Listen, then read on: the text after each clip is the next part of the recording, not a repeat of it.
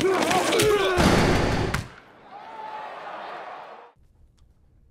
everyone. Welcome to Globe 10.0. I'm Chad Finn, filling in for Kevin Paul DuPont. I'm joined by Scott Thurston. Scott, I'll ask you right off the bat. Jaromir Jagr, is he going to get a point in this series? Oh, sure, he'll get a point. Yeah.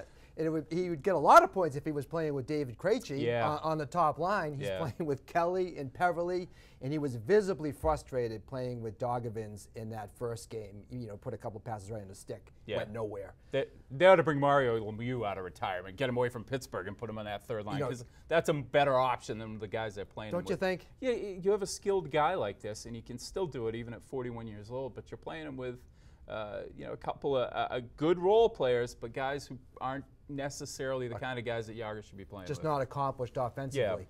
Now, you need Jagr on the power play for sure. I mean, to me, he's the catalyst for them if your power play is going to do anything. And for the Bruins to win this series, special teams is going to be a big factor. Yes, what would you do? I mean, I love the Krejci idea because Krejci's a guy who seems to rise to the ability of the guys he's playing with.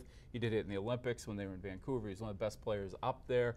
Did it in the playoffs again when they won the Cup. He's the leading scorer in the postseason. But when Lucic is thundering down one side and maybe not going to the net, and Nathan Horton with his inconsistency, sometimes Krejci isn't at his best. I think putting Jagr with him would bring out the best. I think so, and I think it's an easy flop. I would move Horton down to that third line with Kelly and Peverly.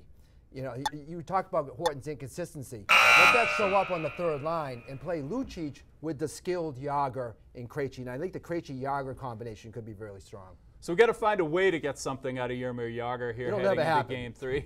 No, Claude's not going to shift anything up, but we'll daydream about it anyway. We'll see what happens in Game 3. Maybe something changes for Game 4.